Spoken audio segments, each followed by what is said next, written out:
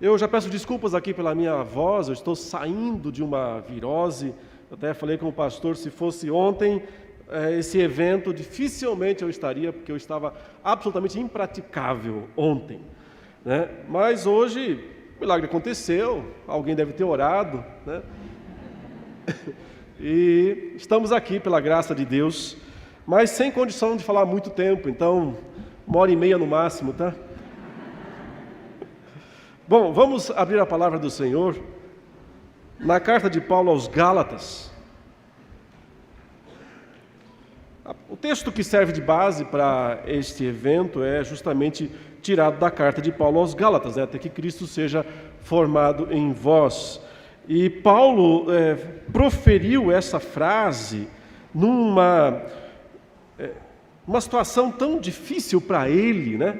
E também para a igreja lá da Galácia, que na verdade, né, ele usa um termo tão forte lá no capítulo 4, só para nós lermos rapidamente, embora eu não vou expor hoje aqui essa parte, mas ele diz no verso 19: meus filhos, por quem de novo sofro as dores de parto, até ser Cristo formado em vós.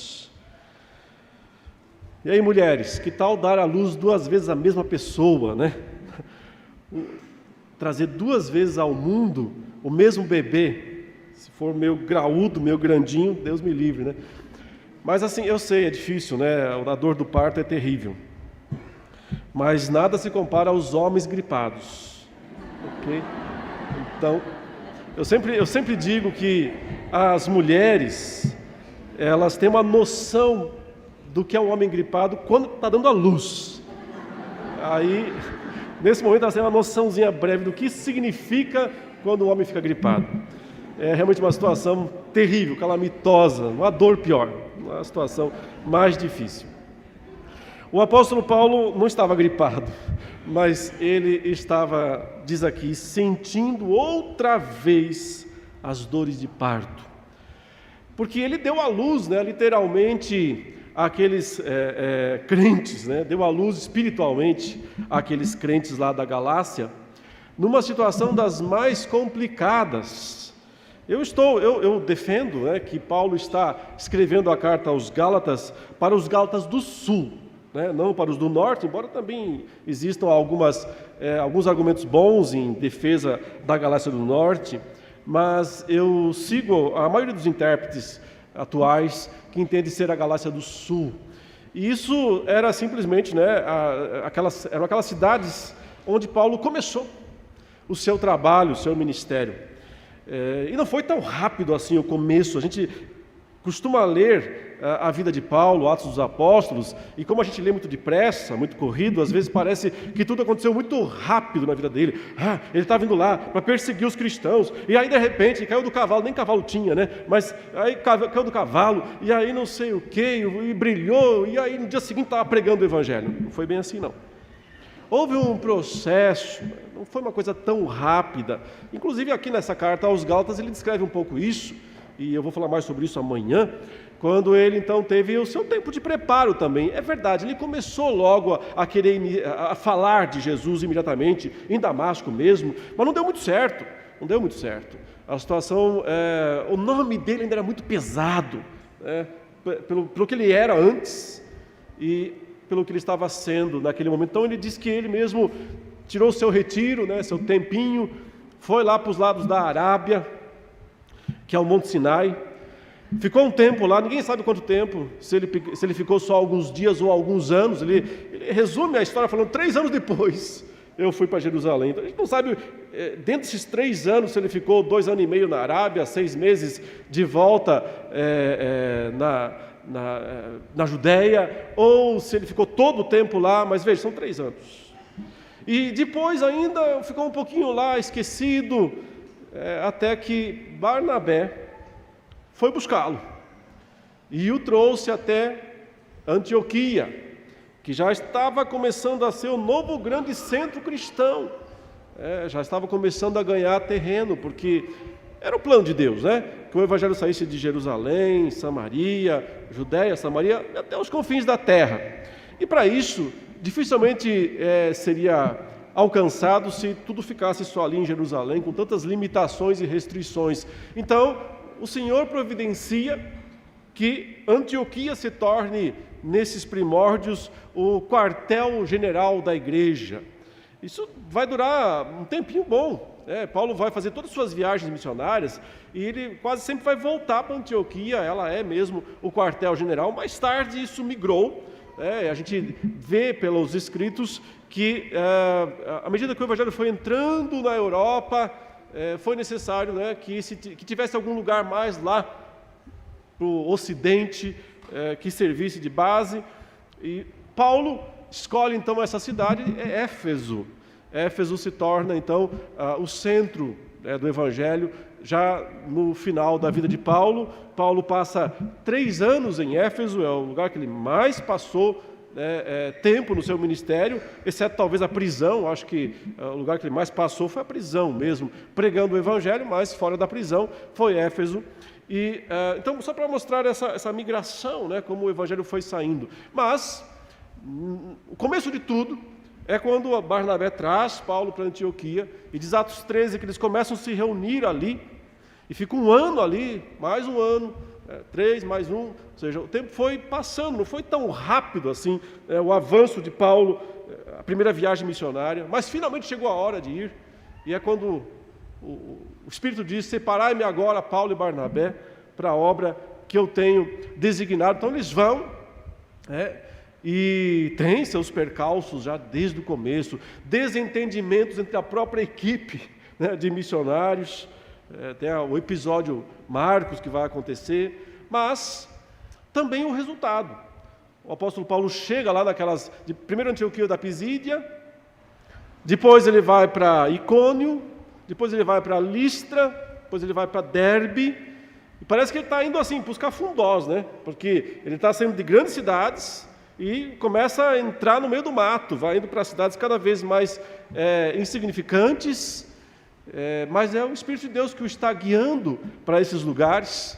E lá então ele começa a pregar o Evangelho, primeiro aos judeus, depois aos gregos, sempre essa transição, e os resultados começam a aparecer, mas também vêm as perseguições. É interessante observar como Paulo vai meio que fugindo também de uma cidade para outra. Ele chega primeiro em Antioquia da Pisídia, não dá certo, o Evangelho deu certo ali, mas Paulo não foi muito bem recebido e teve que fugir. Ele vai para Icônio, prega lá, também tem resultado, mas a situação começa a ficar complicada para o lado dele. Ele vai para Listra, e aí acontece o que talvez tenha sido o seu pior momento em toda a sua história.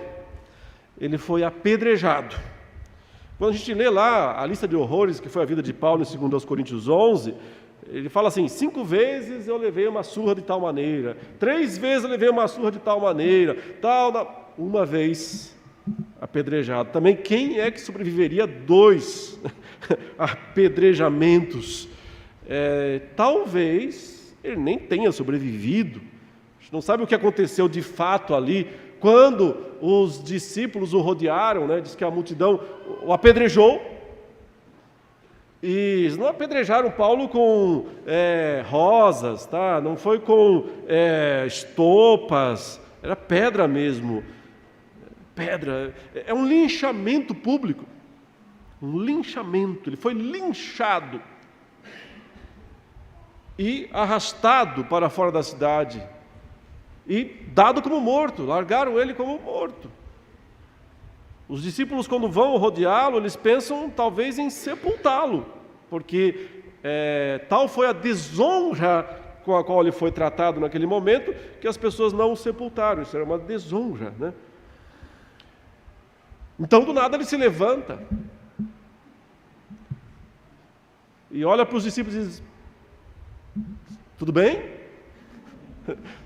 Estão me olhando por quê? Vamos? Para onde, Paulo? Listra e Derbe. De novo? Acho que uma pedra bateu meio forte aí na cabeça. para querer voltar para os mesmos lugares onde ele sofreu todas aquelas tribulações e apedrejamento. Tira o pó e vamos. E é assim que nascem as igrejas cristãs, né? E que se tornariam por tanto tempo insígnias do verdadeiro evangelho. Mas tudo era para ser perfeito daí para frente. Só que não. Infelizmente não. E aí nós ficamos sabendo, né, que a coisa se complicou na região da Galácia. Ficamos sabendo de uns certos intrusos que entram por ali. Mas para entendê-los melhor e toda essa situação, nós temos que ler os primeiros versos da carta, e por isso eu convido você a acompanhar a leitura aqui dos versículos 1 a 9. Gálatas 1, de 1 a 9.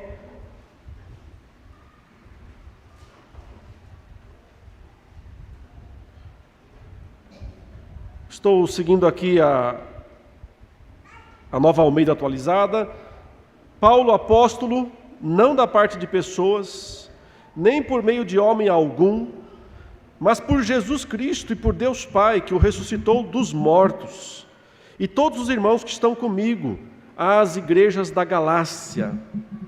Que a graça e a paz estejam com vocês da parte de Deus nosso Pai e do Senhor Jesus Cristo, o qual entregou a si mesmo pelos nossos pecados, para nos livrar deste mundo perverso, segundo a vontade de nosso Deus e Pai, a quem seja a glória para todos sempre. Amém. Estou muito surpreso em ver que vocês estão passando tão depressa daquele que os chamou na graça de Cristo para outro evangelho, o qual, na verdade, não é outro. Porém, há alguns que estão perturbando vocês e querem perverter o evangelho de Cristo.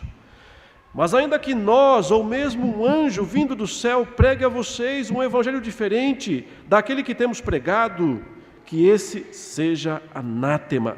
Como já dissemos e agora repito, se alguém está pregando a vocês um evangelho diferente daquele que já receberam, que esse seja anátema. Aí está, portanto, essa assombrosa declaração de que alguém estava causando terríveis problemas entre os Gálatas, pessoas que estavam lá naquela região da Galácia e que estavam querendo perverter, diz o texto aí, o Evangelho de Cristo. Mas quem será que eram esses caras? Esses perversores, adversários. E aqui, diferente da carta a Timóteo, né, que na segunda carta Paulo dá os nomes aos bois e diz quem são os seus adversários, aqui interessantemente ele não cita nenhuma vez os nomes, sempre fala na terceira pessoa do plural, aqueles, esses aí, aqueles, essas pessoas aí que estão pervertendo, agitando a vida de vocês. Quem será que eram esses caras? Será que eram um grupo aí de demônios vindo dos infernos, do Tártaro, dos abismos, para ser adversário do Evangelho na terra? Será que eram os filósofos ateus, ou mesmo aqueles filósofos teístas daquele período do mundo greco-romano, e que eles estavam organizados ali contra o Evangelho, contra o avanço do Evangelho, tentando barrar a pregação do Evangelho? Será que eram os soldados romanos, ou eram as autoridades romanas, os cônsules, os procônsules, com a lei na mão ou com a espada em punho, prontos para destroçar os pregadores cristãos? Não, irmãos, não, nenhum desses.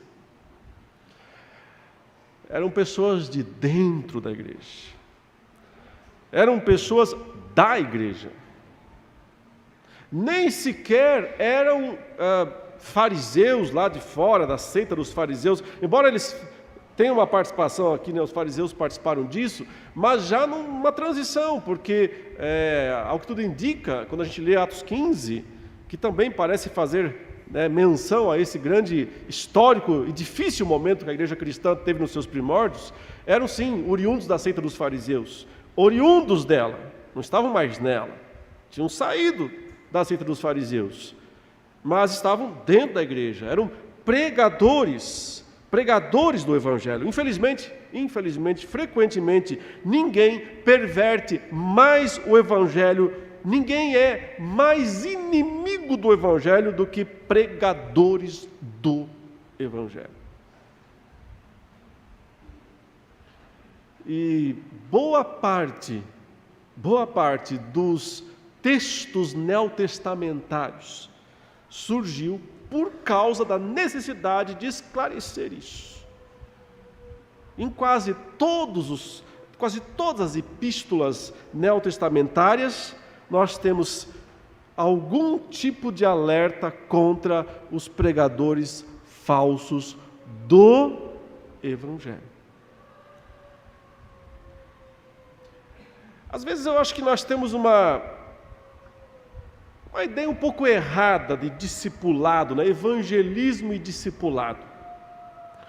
A gente pensa mais ou menos assim: irmãos, o importante é trazer as pessoas para a igreja.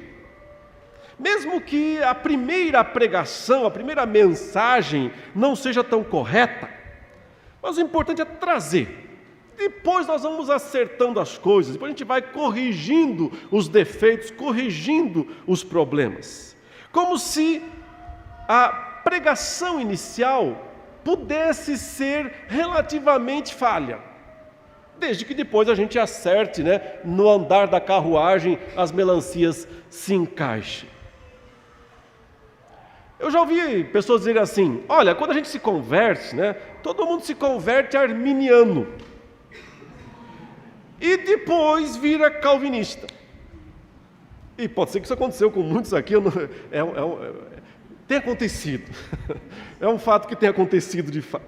Mas isso justificaria, então, a ideia de que nós podemos pregar um evangelho mais arminiano e depois esperar que o Espírito Santo reforme as pessoas? Não justifica. Porque é obrigação do discipulador, estamos falando de discipulado, ter a verdadeira mensagem. A mensagem tem que ser íntegra. O evangelho não pode ser negociado. O evangelho precisa ser mantido em sua pureza. E isso é uma das coisas que mais são mostradas nas cartas do Novo Testamento. A importância da integridade da mensagem. Não é só andar junto, não é só acompanhar as pessoas. É preciso realmente trazer aquilo que elas precisam conhecer, aquilo que elas precisam ouvir. Às vezes nós pensamos, que nós temos que de alguma maneira criar bons ambientes para que as pessoas venham e se sintam bem no nosso meio, que esse é um modo legal de evangelizar. Vamos agradar os bodes, para que eles se sintam bem no nosso meio. Aí depois nós vamos ensinando a verdade aos poucos. Eu tenho para mim que isso não é um bom método de discipulado e evangelismo. Do começo ao fim, nós precisamos ter preocupação com a integridade da mensagem que nós pregamos, com a integridade do Evangelho. É por isso que aqui, o apóstolo Paulo se apresenta nesse momento de uma maneira às vezes até tão intransigente. Claramente Paulo está emocionado escrevendo essa carta. Aliás, nessa conferência, Emílio está falando sobre 2 Timóteo, e eu Gálatas, são as cartas mais emocionadas de Paulo.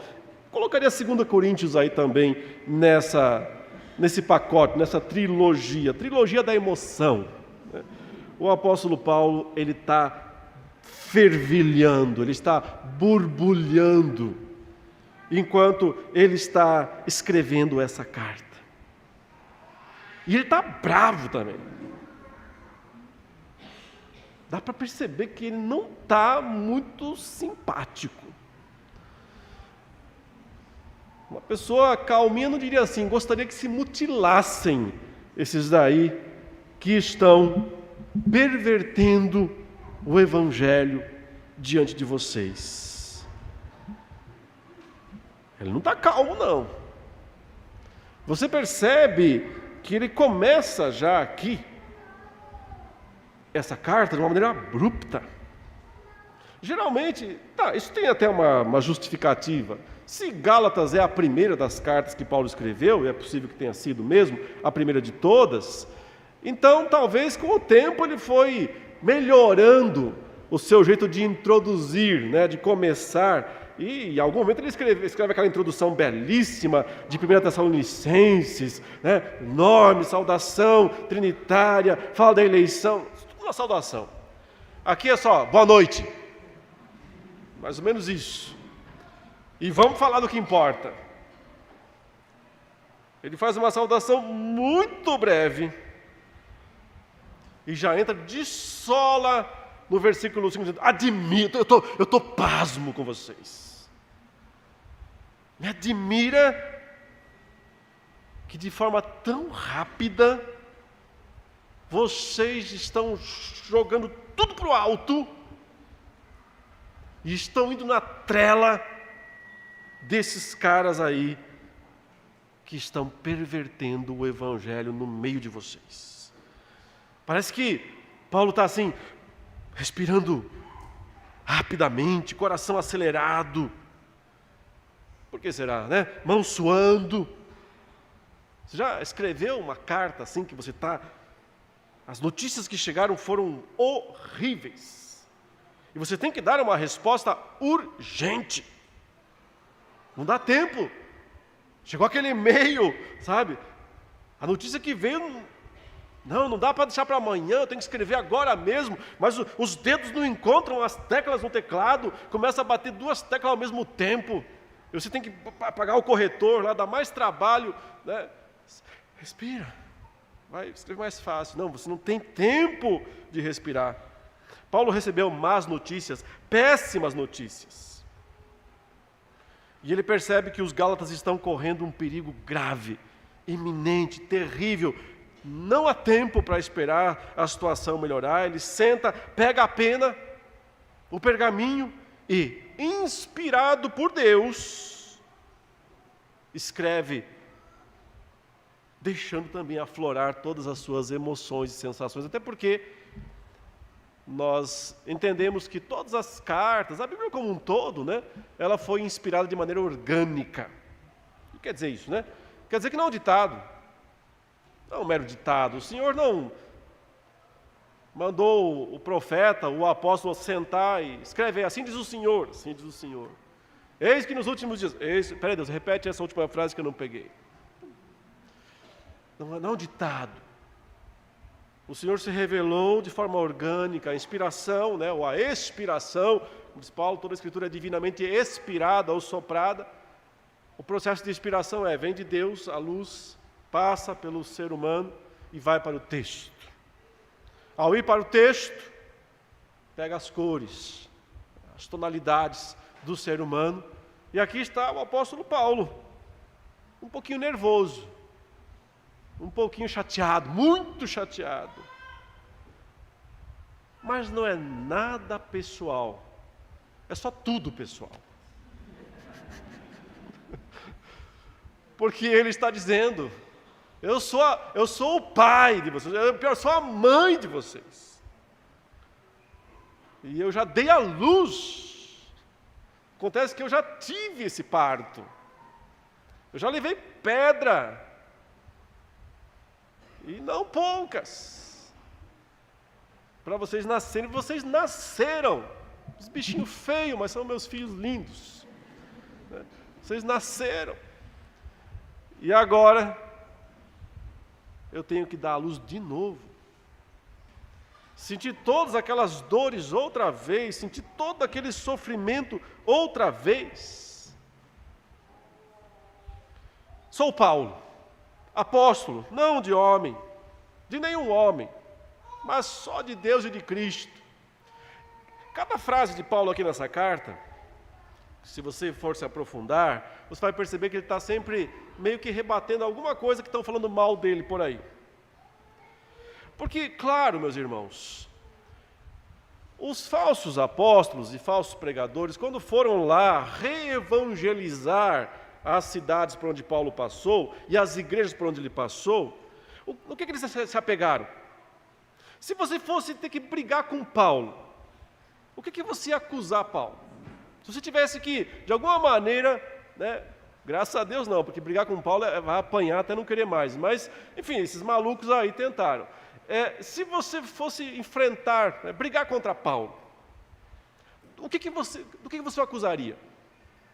Só falar do passado dele, que ele era um cara terrível, mas não adianta, né? Mudou, converteu, nasceu de novo, aquela coisa. Só pegar no passado não resolve. Com certeza você ia atacar o caminho do apostolado. Peraí, quem é esse cara? Cadê as credenciais? Por acaso ele andou com Jesus? Ele é um dos 12 que Jesus chamou lá na Galiléia. Mas pelo menos no finzinho da vida de Cristo ele foi lá e disse: Jesus, Não. De onde é que ele apareceu? Surgiu do nada, caiu de paraquedas, aqui no meio da nossa história. E pior, o que ele está falando mesmo? Um evangelho estranho esse que ele está falando aí, né? Um evangelho que liberou geral, deixa as pessoas fazer o que quiserem. Paulo era acusado frequentemente de ser um antinomista, né? Alguém que dizia: a lei não serve para nada e quanto mais a gente peca, melhor, porque mais graça. Quanto mais eu peco, mais a graça. Basicamente era isso que eles acusavam Paulo. Paulo, sabe quem foi que achou Paulo? Barnabé, que nem apóstolo tá? Só para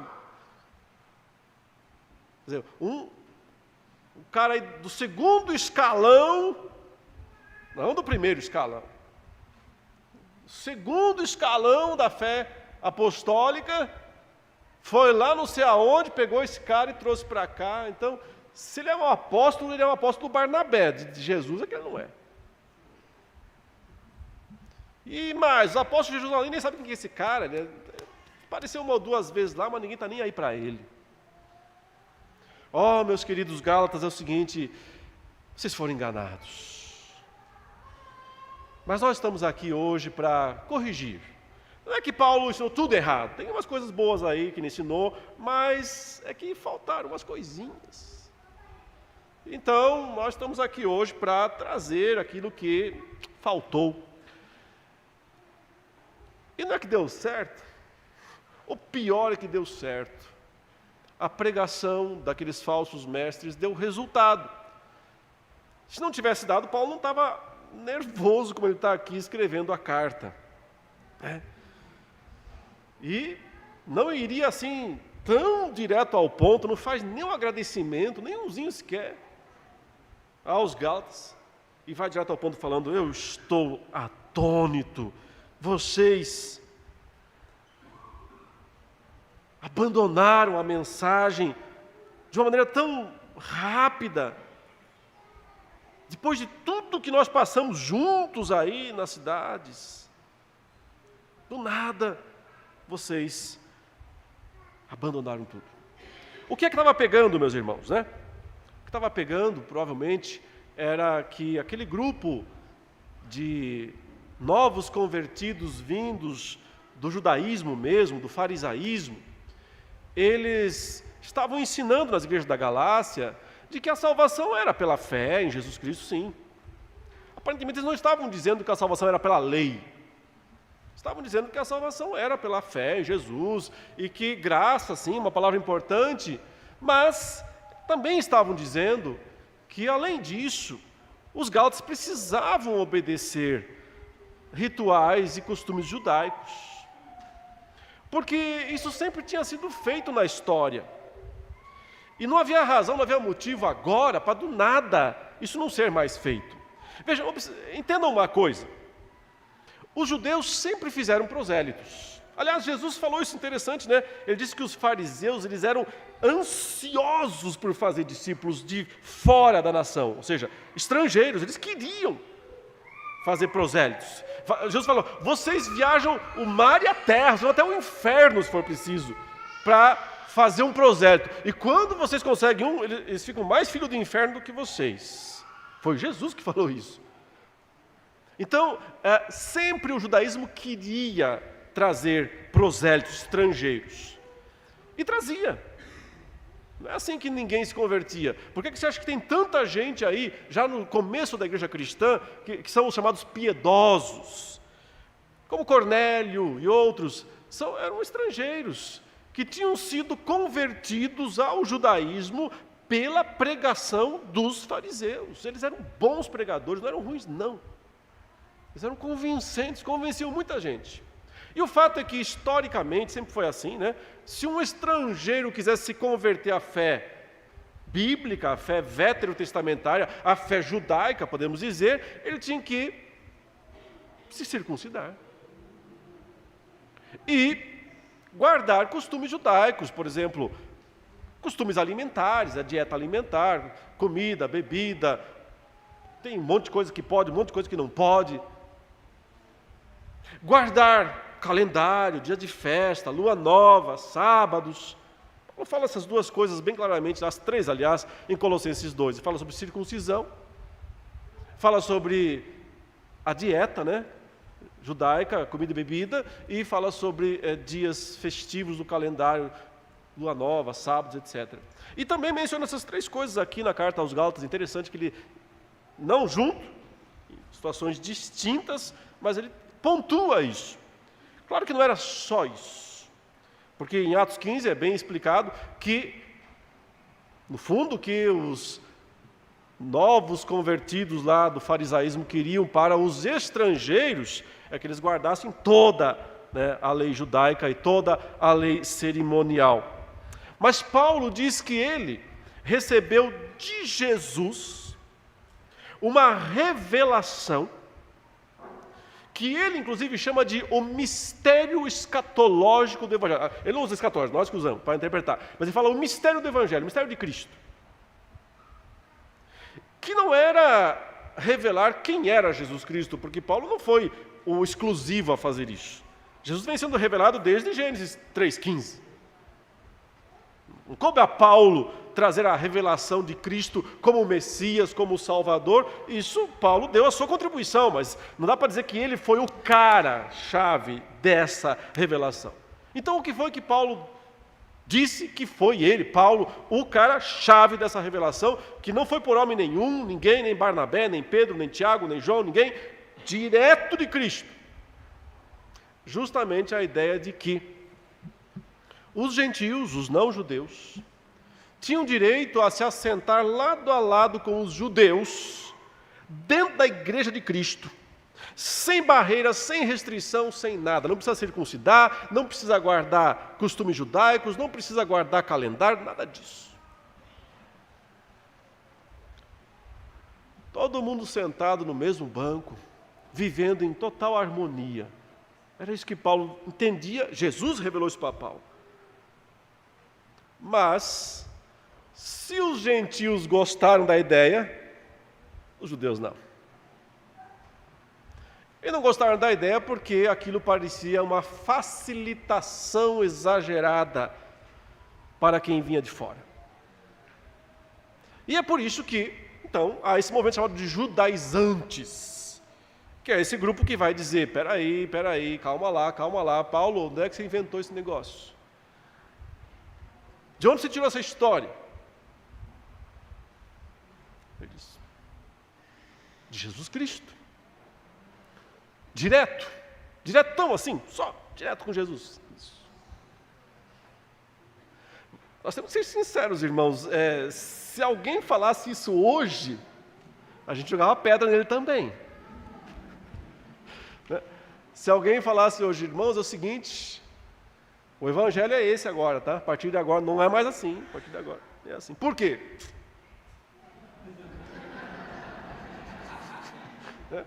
Ele falou comigo.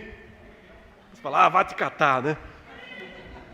Vai procurar sua turma, procurar o ônibus que caiu, do hospício. Não. Mas aqui nós estamos falando do tempo revelacional, o tempo que o Evangelho estava sendo revelado, é tempo de revelação. E o Senhor escolheu pessoas especificamente para trazer a revelação do Evangelho. Por que é que nós podemos dizer, e por que é que Paulo então aqui está defendendo? Observem, meus queridos, que essa carta aos Gálatas, ela tem 149 versículos, né? 36, Paulo fala de si mesmo. Ele nunca falou tanto de si mesmo, aliás, nunca mais falou de si mesmo nas outras cartas, dessa maneira. É muito pessoal, extremamente pessoal. Mas era necessário, porque o Evangelho estava em risco. O verdadeiro Evangelho estava em risco. E Paulo entendeu que ele tinha que ir para o tudo ou nada. E ele foi para o tudo ou nada nesta carta. Também foi para o tudo ou nada naquela reunião lá que eles fizeram em Atos 15. Que no meu entendimento é antes da carta aos Gálatas. Alguns acham que foi depois, eu acho que Atos 15 é antes ainda. E se é antes, então a gente vê mais claramente o porquê que ele está tão exasperado. Porque é como se ele dissesse, gente, o assunto já foi resolvido. O Supremo Concílio já decidiu. E vocês não aceitam. Já teve a decisão de que circuncisão não era mais necessária. O próprio Tiago já mudou a sua posição. Sim, porque eu sei que é uma questão aqui, né? Frequentemente os reformados dizem, não é porque Paulo mesmo menciona os da parte de Tiago, que vieram lá e tal. Lembra que Pedro estava sentado lá na mesa em Antioquia, almoçando de boa com os gentios, todo mundo sentadinho na mesma mesa, aí chegaram os da parte de Tiago. E aí Pedro, complicou aqui, saída pela direita, foi sendo de mansinho, pior que nem foi de mansinho. Paulo diz que ele se afastou. E ficou um grupo de gentil ali, de um lado, Pedro do outro. Sabe qual foi o maior sofrimento de Paulo? Que daqui a pouco ele olha e vê o Barnabé levantando do grupinho e indo lá separar, até o Barnabé foi embora. Desespero. Até tu, Brutus.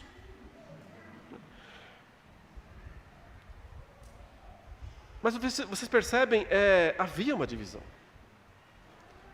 Entre os apóstolos não estava ainda claro esse aspecto do Evangelho.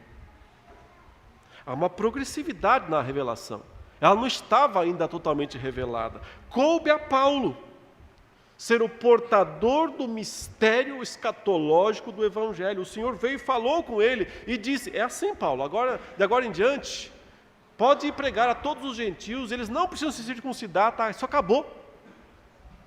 Eles não precisam obedecer rituais, se preocupar com comida ou bebida, ficar aí se apegando a detalhes legalistas. Isso cumpriu o seu papel no passado como sombra, mas hoje não tem mais valor algum. Vai e prega. Aparentemente pessoas como Tiago, né, que era um judeu, aliás, é o meio-irmão de Jesus, né? Vai brigar com o meio-irmão de Jesus. Já perdeu. Mas o que é muito interessante no Concílio de Jerusalém é que Paulo fala primeiro, ele e Barnabé, eles defendem esse ponto de vista. Daqui a pouco Pedro se levanta e diz, é isso mesmo, irmãos. Eu concordo em gênero, número e grau com o apóstolo Paulo. Porque eu também tive essa experiência há muito tempo. E eu pude muito bem ver isso, lá no caso de Cornélio, o Senhor chamou, é verdade, não tem mais que se apegar a essas coisas. O Senhor já disse, não chame impuro o que eu purifiquei. Só que Pedro, você sabe, né? É um no cravo, na ferradura, né? No momento, ele está no céu. Tu és o Cristo, o Filho de Deus vivo, vamos fazer 3 tendas para nós ficarmos aqui em cima no céu. No outro momento, não, Senhor, isso não vai acontecer, né? Eu não vou deixar. Jesus diz, vai para lá, diabo. Cai fora, diabo. Do céu ao inferno, segundos. Daqui a pouco Pedro está lá comendo e daqui a pouco ele está saindo, né? Se afastando. Eu acredito que esse episódio em que Pedro se afastou foi antes do concílio. Então, antes do concílio, teve esse afastamento, daí teve o concílio, depois teve o momento em que o apóstolo Paulo, então, escreve a carta aos Gálatas. Mas as coisas do passado nem sempre estão muito claras na nossa mente. E provavelmente os judaizantes explorassem isso na mente dos Gálatas para dizer, calma, não é bem assim não. Não é bem assim não. A situação não está resolvida não. Tem muita gente que ainda acredita que tem que circuncidar, que tem que guardar a dieta, que tem que guardar calendário, que tem que fazer observâncias da lei. No finzinho do encontro, em Atos 15, levanta Tiago. E agora, José? Vai vir o cara que vai contrariar tudo. Vai vir o cara que vai detonar tudo. E o Tiago levanta e diz, estou de acordo com o que Pedro falou, com o que Paulo falou, é isso mesmo, me convenceram. Olha, o Espírito Santo, pareceu bem ao Espírito Santo, me convenceu. Isso é notório. Aliás, coisas notórias aqui, né? Tiveram umas rusgas, né? Paulo, Pedro, Tiago, Paulo. Mas também a humildade de mudar. Tem gente que, por orgulho, passa a vida inteira ensinando errado, para não poder dizer, olha, eu estou errado. Passa a vida inteira insistindo no erro. Por que não mudar se o que você ensina está errado? Mude. Eu acho interessante que você não vê Pedro tentando dar o troco em Paulo. Acho que até eu daria. Gente, Paulo meio que humilhou Pedro em público. Não foi? Diante de todo mundo, ele falou, Pedro, que hipocrisia é essa, Pedro? Deixa de ser hipócrita, meu irmão. Você estava sentado agora há pouquinho aqui comendo com os gentios numa boa. Foi só chegar o grupinho ali, você se levantou e foi embora. E levou até o Barnabé. Aí não dá. Pedro, você é um judeu, mas vive como um gentio.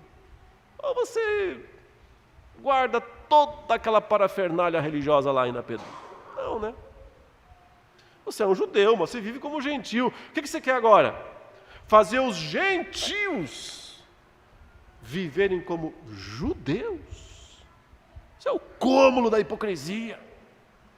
É interessante que você não vai encontrar Pedro tentando dar o troco. E, sinceramente, né? Que ocasião boa essa de Atos 15 para Pedro levantar e dizer assim, minha vez, Paulo, agora.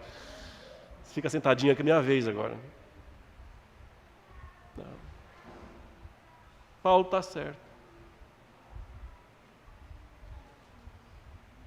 E isso é importante porque houve unanimidade, sim, entre os apóstolos, mas depois de um tempo.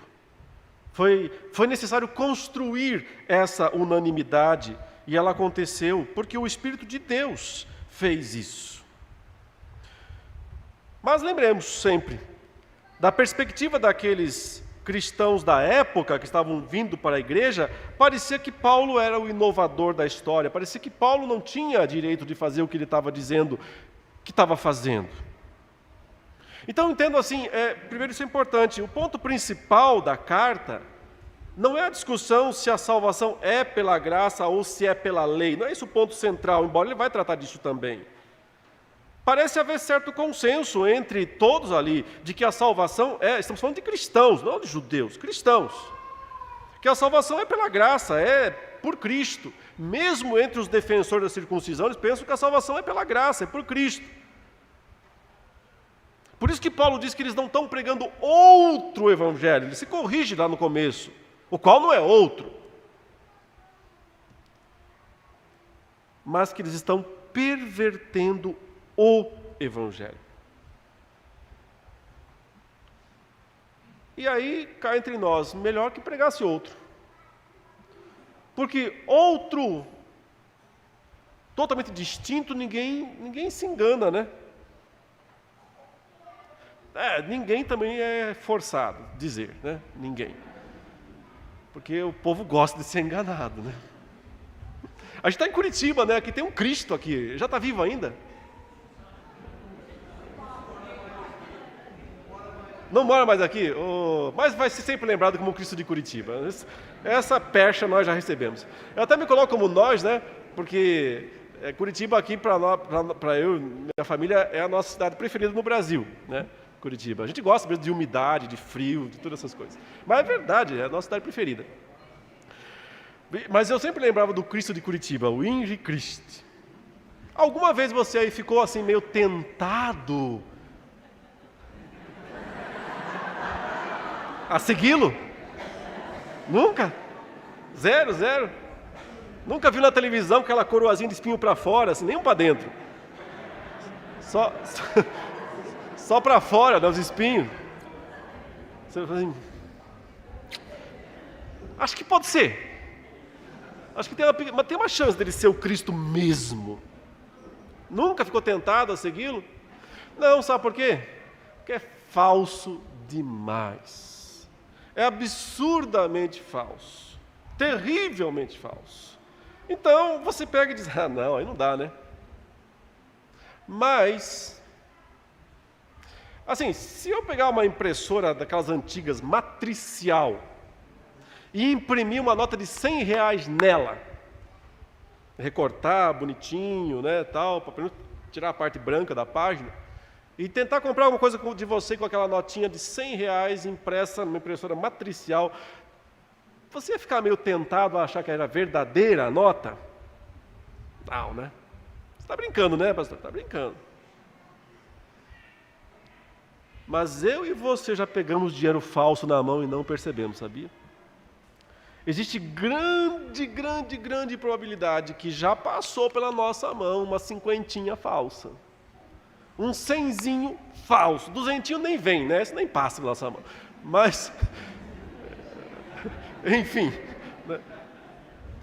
Tenho certeza que já passou pela sua mão e você não percebeu.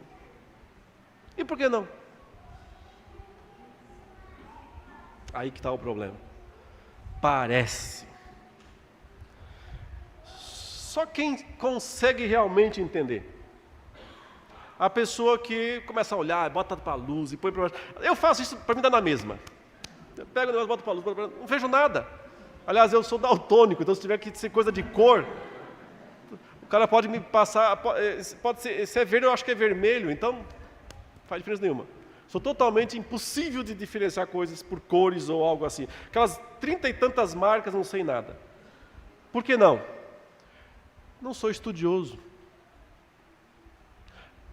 Mas, profissão que não existe mais, né? Caixa de banco. Está em extinção. Mas era uma profissão desejadíssima no passado. Caixa de banco era enganado. Não é engraçado? O cara pega na mão, falso. É 1 segundo, é 2 segundos, falso. Por quê? Os caixas de banco, eles faziam cursos para descobrir todos os tipos de falsificações que existem. Não, aí ia levar a vida inteira e não ia aprender. Não, eles sabiam muito bem conhecer a verdade. Quem conhece muito bem, mas muito bem a nota verdadeira, não é enganado quando a falsa aparece na mão. Quem conhece muito, mas muito bem a Bíblia, a Escritura, não é enganado quando a falsa profecia aparece. Mas quem não conhece, cai. E o pior é aquele que acha que conhece, sem nunca ter de fato se aprofundado. Irmãos, os judaizantes aqui não eram os Henri Cristi lá da Galácia, não. Eles eram convincentes. Eles tinham uma boa pregação até certo ponto. Até certo ponto a pregação estava certa. Daí para frente é que a coisa realmente se perdia. Então, quando Paulo fala aqui sobre isso, e faz esse alerta tão terrível para as igrejas da Galácia, isso nos ensina que o discípulo verdadeiro, né, o discipulado verdadeiro, ele começa com a verdade. Não se pode negociar isso e simplesmente chamar as pessoas por causa do conforto, do bem-estar. Vamos pregar no evangelho que as pessoas gostem. Vamos dar uma melhorada no evangelho. O evangelho é muito seco, é muito, direto. As pessoas não estão acostumadas com isso. Vamos enfeitar um pouquinho o evangelho. Como é que a gente enfeita o evangelho para as pessoas gostarem mais dele?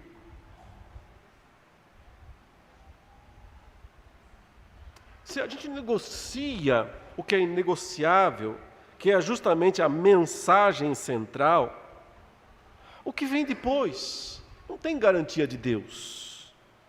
Simplesmente vai ser pelo nosso próprio esforço. Aqui atrás tem uma cruz.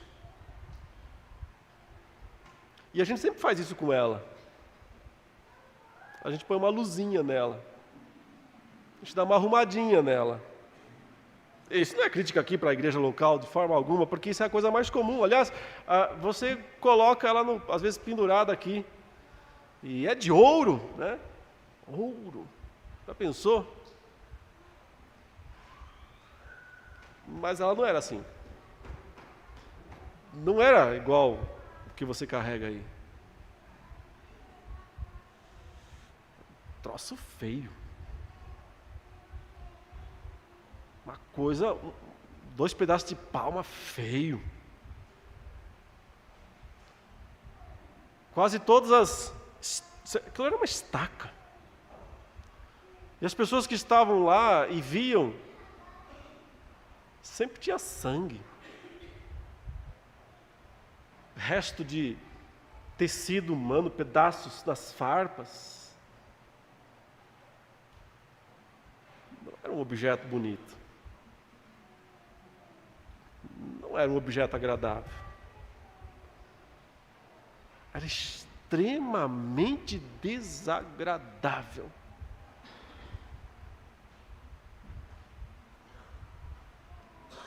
Alguém aí já viu uma cadeira elétrica? Não dessas que o pessoal usa para se locomover, aquela que eles usam para matar a galera lá nos Estados Unidos mesmo. Cadeira elétrica. É o local onde executa criminosos. Alguém já viu? Não é bonita. Claro, nossa cultura está longe dela, mas as pessoas que vivem próximos lá... Deixa eu falar uma outra forma. Acha bonita uma forca? Acho que você já viu pessoas enforcadas, infelizmente. Aquela corda, amarrada daquela maneira. É bonito. É agradável. Dá até calafrio quando você vê aquele negócio pendurado. Aliás, filme de terror adora, né, fazer isso, explorar, porque a forca é um dos principais, né, ingredientes aí do cinema para terror. Um instrumento de morte, um instrumento de tortura. Mas a cruz era de longe muito pior.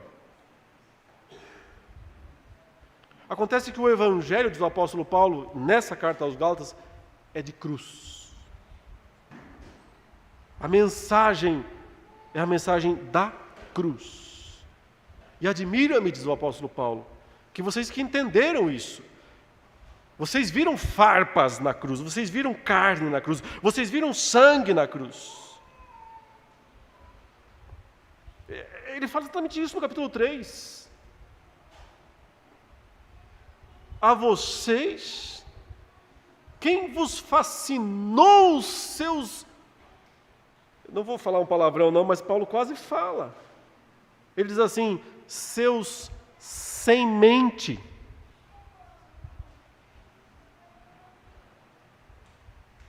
Seus desmiolados, sem miolos, vocês não têm tutano na cabeça, não tem. Seus cabeça oca, é a expressão que Paulo usa, não é um palavrão, mas quase chega lá. Vocês são cabeça oca, não tem miolo dentro aí não. Quem fascinou os olhos de vocês? Quem que seduziu, fez um feitiço aí, e os olhos, quem hipnotizou vocês, os olhos de vocês, diante de quem Cristo foi exposto como crucificado, ele fala. Vocês viram o Cristo crucificado.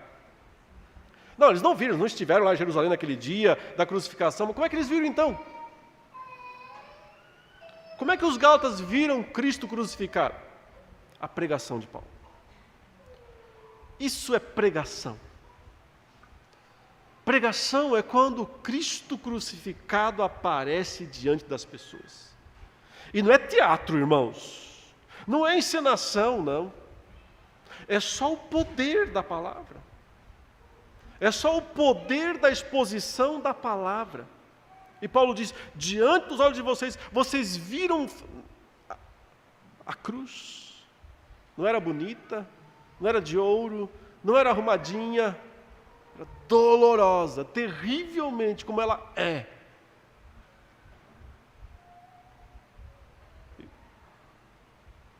E agora, vocês estão indo na onda desses caras. E aceitando e deixando que eles pervertam o Evangelho. Ele diz lá no capítulo 5, gente, vocês estavam correndo bem. Estavam correndo tão bem a maratona. De repente, os malucos entraram na pista e impediram vocês de correr e vocês deixaram. O pior é que vocês deixaram. Sempre lembro lá daquele paranaense, né, que estava correndo a maratona. E ele estava em primeiro, se não me engano, né? E de repente tem um maluco na frente e segurou. Ele perdeu a medalha de ouro. Paulo disse, vocês estavam correndo bem. Quem os impediu de continuar a obedecer à verdade? Não deixem isso acontecer. Por isso, essa carta, e aqui hoje é só a introdução mesmo, é a maior e mais forte defesa do Evangelho que já foi escrita. Porque nós precisamos dela. É uma defesa do Evangelho de uma maneira tão pessoal, porque é pessoal. Tão entusiasmada, porque nós temos que ser entusiasmados com o Evangelho. Tão urgente, porque não tem nada mais urgente do que conhecer e entender o que de fato é o Evangelho. E em alguns momentos, até brava. Porque tem hora que nós precisamos também de repreensões severas, para que a gente não perca o foco do que vale a pena. Que Deus nos ajude, meus irmãos. Deixarei apenas 3 verdades a partir aqui daquilo que Paulo disse. Primeiro ele diz então, não aceite nenhum acréscimo ao Evangelho. Nem tirar, nem pôr, né? Nem tirar, nem pôr. O Evangelho é o que ele é, na sua essência. A gente não precisa melhorá-lo, mas também não precisamos diminuí-lo. Nem tirar, nem pôr. O Evangelho, na sua essência, tem que ser redescoberto em todas as gerações. Porque, como Emílio mesmo disse, né, a próxima geração sempre estraga. Tem que vir uma em seguida para, de alguma maneira, resgatar, trazer de volta o Evangelho, tirar os entulhos da tradição, do legalismo, do antinomismo, o que quer que seja que se coloque em cima. Entender que todo acréscimo só objetiva perturbação e perversão, nada além disso vem. Quando você permite que venha algum acréscimo ou decréscimo do Evangelho, só vem perturbação e perversão. É isso que Paulo usa aqui. Eles só querem perturbar vocês, eles só querem perverter o Evangelho. Mas a terceira e última grande verdade dessa passagem é que tudo tem um preço. E quem faz isso não pode imaginar que vai sair incólume. Paulo diz: quem quer que seja, até um anjo, anátema, seja anátema, maldito. O ponto parece ser o seguinte: só tem um evangelho verdadeiro. É aquele que fala da cruz, da morte e da ressurreição de Jesus. A mensagem da graça, que mostra o modo como nós somos perdoados e, como ele diz aqui, arrancados deste mundo perverso. Mediante a fé. Ponto final. Salvação é isso e nada mais. Quando alguém acrescenta algo a essa mensagem, ou tira algo dela, está atentando contra a mais verdadeira e santa de todas as mensagens. Portanto, que seja maldito. E Paulo se inclui: se eu fizer isso, que eu seja maldito. Se qualquer pessoa, se um anjo fizer isso, seja maldito. Nada, não tem expressão mais forte, não tem expressão mais forte do que essa que Paulo está usando aqui. Por quê? Porque ninguém está acima da mensagem. Ninguém se compara a ela. E, portanto, ninguém tem direito de mexer nela. Nem mesmo um apóstolo. Nem mesmo um anjo. Só há discipulado verdadeiro quando a mensagem é mantida na sua integridade. A integridade da mensagem da salvação tem que ser mantida a todo custo. E os seus frutos virão. Porque o Senhor é poderoso para trazer os verdadeiros salvos pela verdadeira mensagem.